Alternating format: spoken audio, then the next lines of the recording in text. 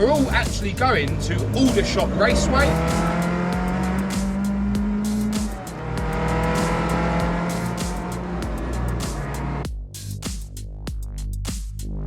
Alright, we got Matthew on board. She's broken. It's you, you're a jinx. He does that thing. Look at Inky with the top down. They call it side valve engine, yeah? Running on a pair of Solex carbs. And Marcus Hayes.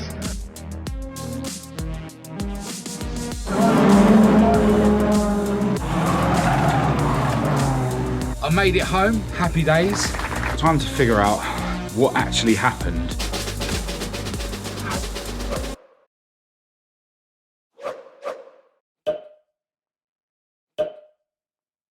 Hello and welcome to this video. I'm Marcus Hayes and today I'm meeting up again with the West London Classic Ford crew, but today's going to be a little bit different because we're not going to one of the West London car meets. We're all actually going to Aldershot Raceway to check out some banger racing and I think some classic hot rods as well. Now, what's really cool about today is that Matthew, who is the one that blew up his Cosy V6 powered Cortina at the last West London meet that we went to. Oh no! Has been asked to arrange a load of classic cars to go out on the track at Aldershot Raceway before all the races come out to do a bit of a parade lap.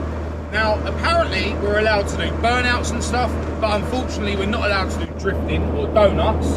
So I brought a couple of Steelies with some part-worn tyres on out of my drift pile.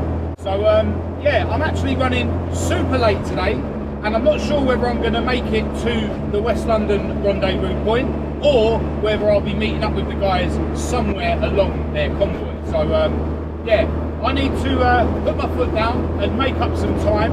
I want to apologise for the audio quality in this video.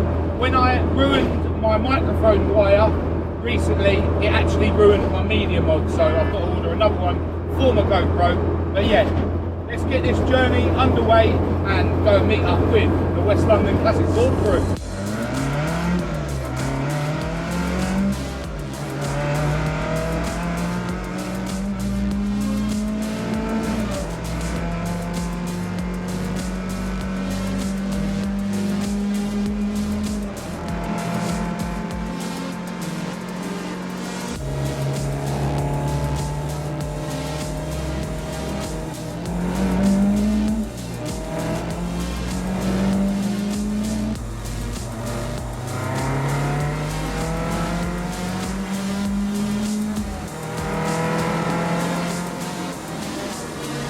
Right, well, I wasn't able to catch up with the West London lot. I keep coming to these gates that say no entry because it's all army stuff around here. Alright, so as it turns out, they are actually at a McDonald's local, so I'm going to head there. You can see some donut marks on this junction. Wasn't me.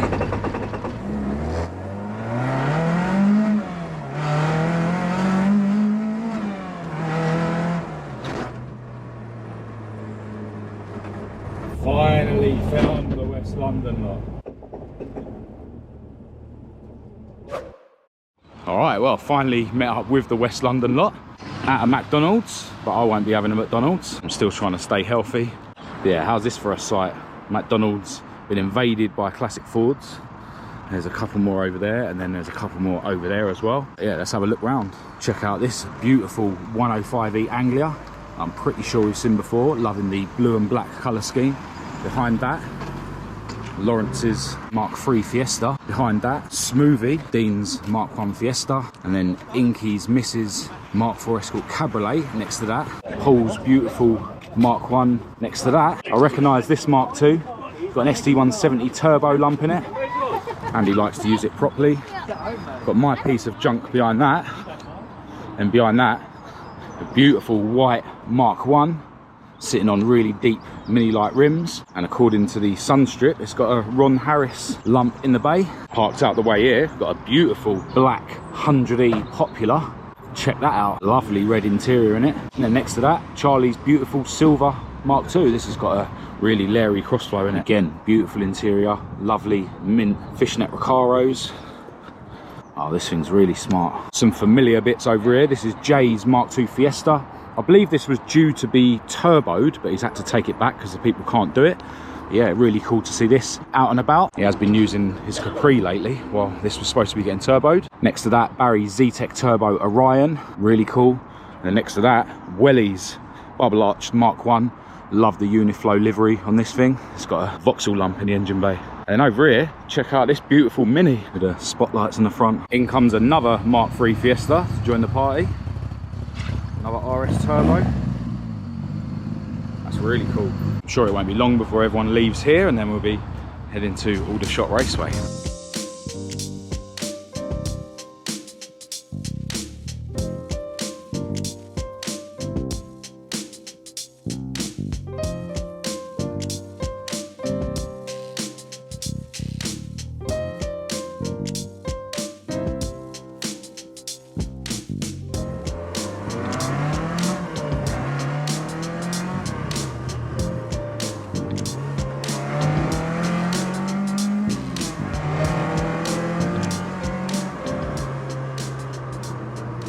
Alright, we got Matthew on board, who unfortunately wasn't quite able to get the Cortina ready, although big respect for having the new engine in like 5 days and running. Yeah, it's done, dusted, but it's just the mapping's all over the place. It's got to be done on Wednesday. Preston, back to Preston it goes. Yeah, that's it. Preston's a man.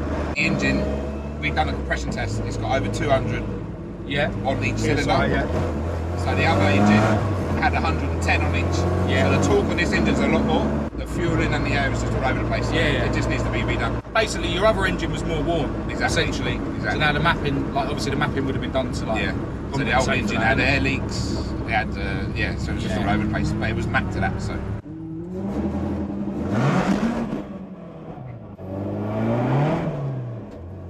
think I might have just done Half shaft. Or half shaft. When I put the foot down, I'm having to turn into it though. Yeah, so she's broken something on the rear end. It now wants to go to one side when I put my foot down. Oh dear, it's you're a jinx.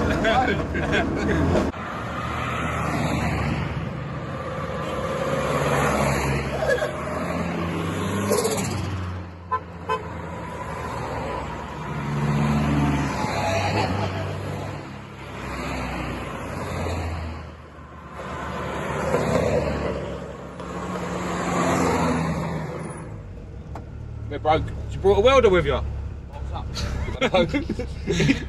He said exactly the same thing. Jamie's car this morning. No, I wasn't even in that then. He pulled up like that. Oh, what a cool sight this is. All of our lot lined up together. Not sure what's wrong with Maude. It's definitely trying to spin one wheel, which would say, you know, maybe the half shaft, one of the half shafts broken or the diff. But then, you know, it's driving without any sort of rattling or banging or clanging, which would say it probably isn't the half shaft or the diff. So, all right, well, Matthew's found a trolley jack and we got one wheel spinning without the other one. So probably broken half shaft, which is disappointing because they're uprated ones. All right, well, that's a real shame about Maude. It does seem like one of the half shafts has snapped, which isn't going to be cheap, and I know I'm going to have to buy a pair. But before we go and check out some racing and or go on this parade lap, I'm going to show you around some classic Fords that have been turned into hot rods.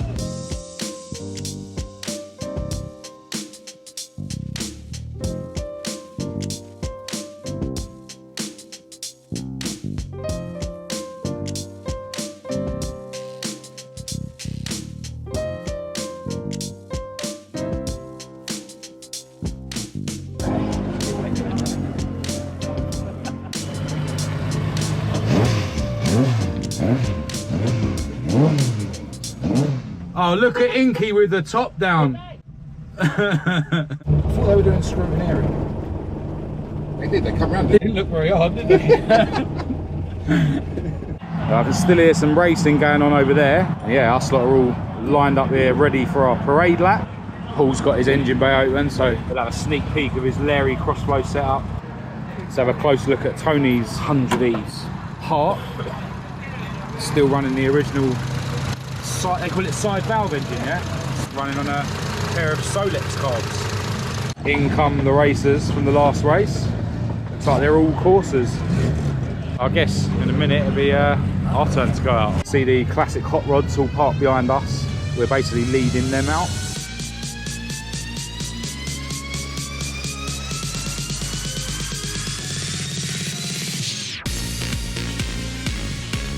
Our Farnborough Ford and Retro with the West London Classic Ford. Grateful thanks to Tony Foxing, Wayne Garrett, Matthew Parker and Martin Hayes.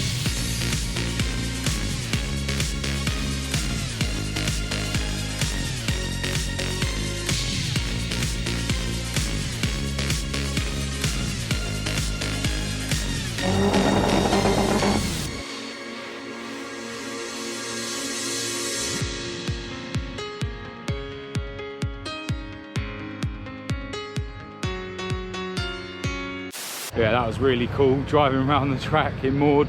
Thankfully, she made it round. We'll just enjoy the rest of the day, hopefully get her home in one piece and then dive into diagnosing the issue tomorrow.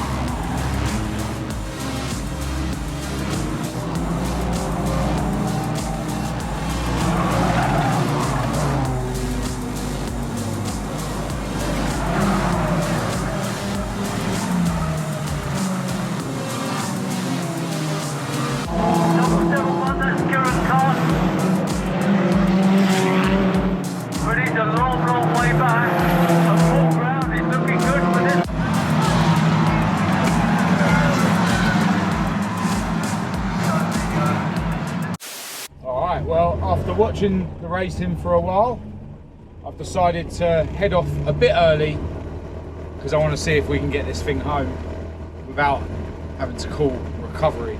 I'm going to try and go a route that doesn't use motorways because yeah, I think it can be pretty dangerous if this diff locks up while we're sort of moving along at motorway speeds.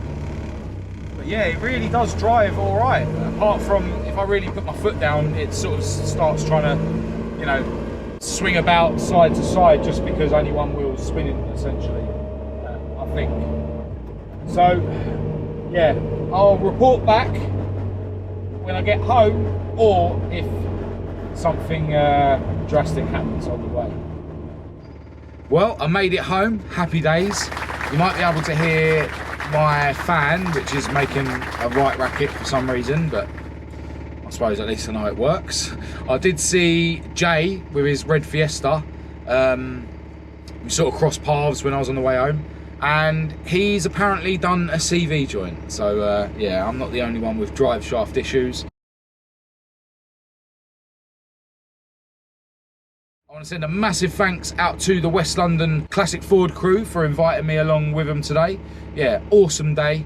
But seeing as I didn't capture loads and loads of footage at Aldershot Raceway, I think I'm going to continue this video in a couple of days when I'm going to be investigating to see if I can figure out exactly what has happened with Maude's rear axle.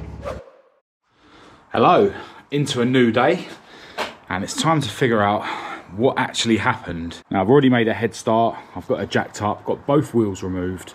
Now on this side you can see that the prop shaft still spins when I turn this half shaft. So the issue isn't this side. Now it feels tight because it's spinning with the diff, but the other side was spinning freely without the prop shaft turning, and I've actually got it to the stage where I'm ready to pull this half shaft out to see if it's snapped. I haven't had a look yet. I wanted to have a look with you guys. Now I've taken half shafts and diffs out of my cars loads of times on the channel, but for anyone who is interested, you basically jack it up, you take the brake drum off. Obviously the car needs to have the handbrake off to do that, and then you've got 4 bolts that hold this plate into the axle, and it sandwiches the backing plate for the brakes in there as well. And then once those bolts are out, you need to bolt on an old steel wheel. You know, don't use the ones that you're using on the car. Definitely don't use alloys. So I've got this old steel wheel that I bolted onto here with just 2 of the wheel nuts, and then you're able to whack it out. I just use that little club hammer, and then basically it comes out because the bolts aren't holding it in. So literally I'm ready to pull this out, and we'll see if the spline end is missing. And I've got a feeling that it is the half shaft that snapped.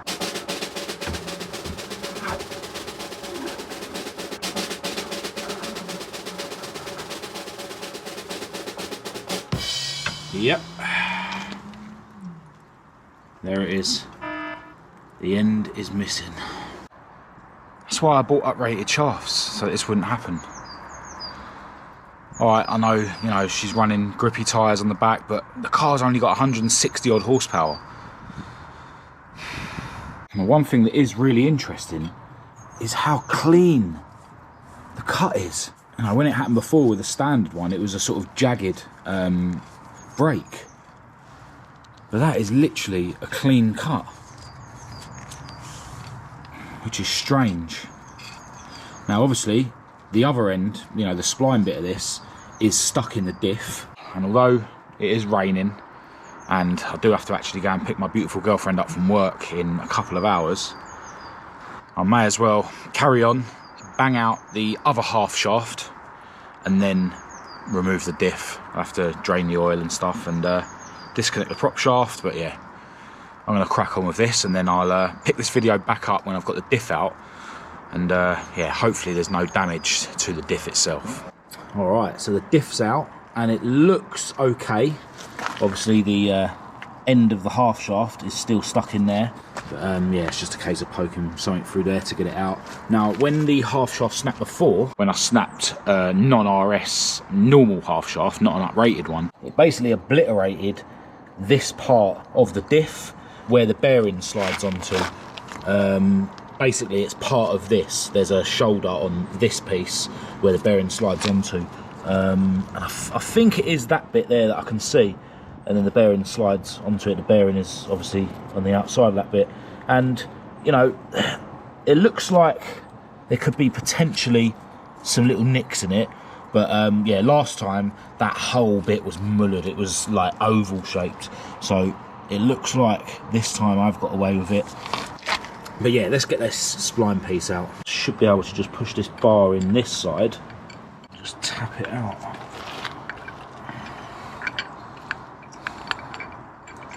There she comes.